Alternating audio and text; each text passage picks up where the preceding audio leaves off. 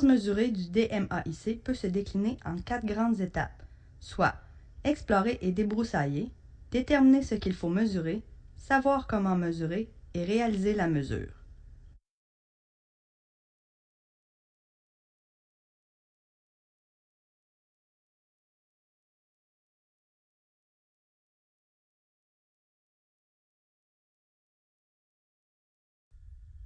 À la fin de cette capsule, vous serez en mesure d'identifier et distinguer les 4 étapes de la phase mesurée et nommer les outils associés aux différentes étapes.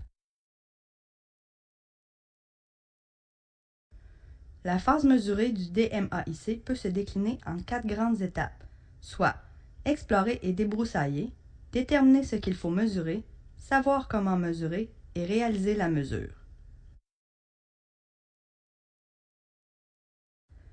Comme le disait H. James Harrington, la mesure est la première étape qui mène à la prise de contrôle, éventuellement à l'amélioration. Si vous ne pouvez pas mesurer une chose, vous ne pouvez pas la comprendre. Si vous ne la comprenez pas, vous ne pouvez pas la maîtriser. Si vous ne pouvez pas la maîtriser, vous ne pouvez pas l'améliorer. Avec la phase mesurée, on se met dans la peau d'un véritable détective pour explorer et débroussailler l'ensemble des données disponibles et des données manquantes pour découvrir les sources du problème. La qualité de la mesure est essentielle car elle sert de base pour les étapes ultérieures du projet. Elle nourrit l'analyse puis l'amélioration. Se tromper dans la mesure peut complètement faire dérailler un projet. La phase de mesure vise à dresser un portrait complet du processus actuel ainsi que de tous les paramètres reliés pertinents. On va bien sûr mesurer les résultats du processus et son état actuel, mais pour permettre une analyse riche, on va également mesurer les variables qui causent ces résultats. Différents outils vont nous aider à cette phase d'exploration. Premièrement, l'outil de diagramme d'Ishikawa et l'analyse des 5 pourquoi peut servir de guide pour l'identification et la catégorisation de plusieurs niveaux de causes et sous-causes racines du problème responsable de la variation. De la même façon, plusieurs types de cartographie tels que le diagramme de flux, le diagramme spaghetti et la cartographie de la chaîne de valeur serviront de support à la représentation graphique du processus ou du cheminement du produit. Une fois l'étape d'exploration complétée et que le problème est ciblé, il faut déterminer ce qu'il faut mesurer spécifiquement. En se basant sur les causes définies lors de l'étape d'exploration, on visera à définir des indicateurs de mesure pertinents ainsi que leur degré de précision. Bien sûr, nos moyens sont toujours limités. On ne peut pas tout mesurer. Il est donc essentiel de délimiter et de bien cibler les efforts qui seront investis.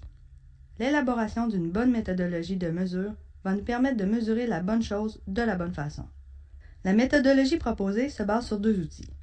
Le plan de collecte, à travers lequel on nommera les différents indicateurs, et l'analyse de fiabilité de la mesure qui permettra de déterminer si notre mesure est valide d'un point de vue statistique. Tout recueil de données nécessite une réflexion préalable pour définir comment procéder de la manière la plus efficace et efficiente possible. Définir quoi mesurer, comment, par qui, quand et à quelle fréquence est déterminant. C'est en ce sens qu'est bâti le plan de collecte des données. Une fois que l'on a déterminé ce que l'on veut mesurer, il est important de savoir comment mesurer.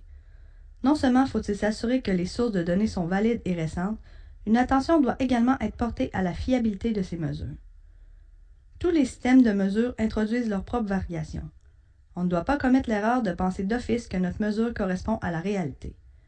Il va falloir questionner la fiabilité de notre système de mesure et les biais possibles qu'il introduit. Les biais peuvent produire des distorsions lors du recueil et de l'interprétation des données et fausser complètement les conclusions de l'analyse. Les biais sont des mécanismes plus ou moins marqués et propres à chaque individu. Il est difficile de les supprimer complètement, mais les connaître aide à réduire leurs effets et à bonifier la qualité de l'interprétation.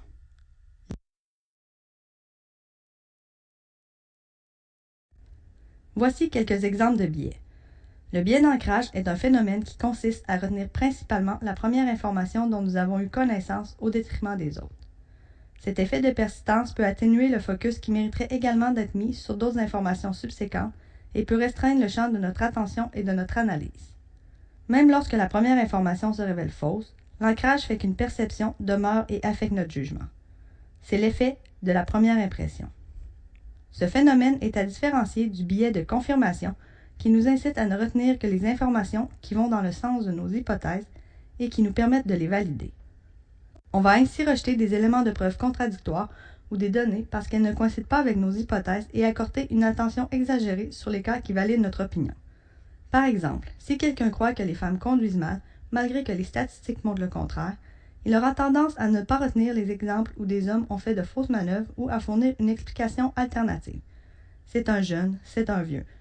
Mais il va insister sur les situations où des femmes ont fait une fausse manœuvre. Tu vois, c'était une femme, j'ai donc raison. Une emphase trop importante mise uniquement sur certains éléments peut conduire à des solutions et actions incomplètes, voire inefficaces. Le biais de congruence, quant à lui, consiste à ne pas tester les hypothèses contraires. Il est en effet important de s'assurer que celles-ci sont réfutées. Si les opposés se vérifient, cela signifie que les hypothèses de départ sont invalides et qu'il faut les revoir.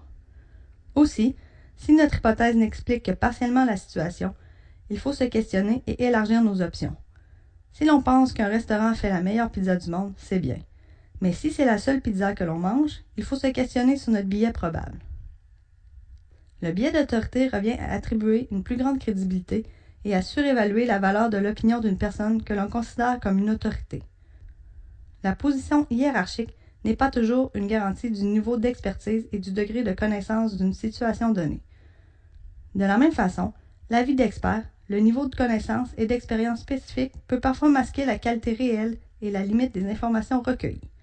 Un recoupement des informations recueillies auprès de plusieurs sources de différents niveaux organisationnels permettra un recueil des données plus complet et fidèle. Enfin, le pire biais de tous est celui de considérer qu'aucun biais ne s'applique à soi ou ne s'applique que faiblement. Ce biais s'appelle l'angle mort. Il désigne notre propre tendance à ne pas percevoir que notre interprétation et notre analyse sont orientées en fonction de notre sensibilité, de nos croyances, des conclusions tirées lors de nos expériences antérieures ou de notre bagage professionnel. Cela augmente entre autres le risque de ne retenir que les informations qui confirment nos hypothèses et de ne pas tester les opposés. La première précaution à prendre est donc de veiller d'emblée à ne pas ignorer qu'il y a bel et bien des biais qui nous sont invisibles dans notre propre perception. Un seul mot d'ordre. Veillez à réaliser un recueil d'informations méthodiques de sorte que la donnée soit la plus juste et la moins biaisée possible. Une fois qu'on a exploré la situation actuelle, qu'on a déterminé ce qu'il fallait mesurer et comment le faire, on peut maintenant réaliser la mesure. Il s'agit de recueillir les données qui serviront à notre analyse. En ce sens, les données doivent être collectées et associées aux indicateurs définis dans le plan de collecte. La façon de collecter les données est propre à chaque contexte. Pour chaque indicateur, on va obtenir une mesure qu'on va pouvoir comparer avec la capacité du processus, CP. La mesure de la capacité d'un processus permet de déterminer si un processus est capable de satisfaire le client selon ce qui a été défini lors de l'étape de la collecte de la voix du client de la phase définir. Les statistiques élémentaires nous serviront pour mesurer la capacité du processus.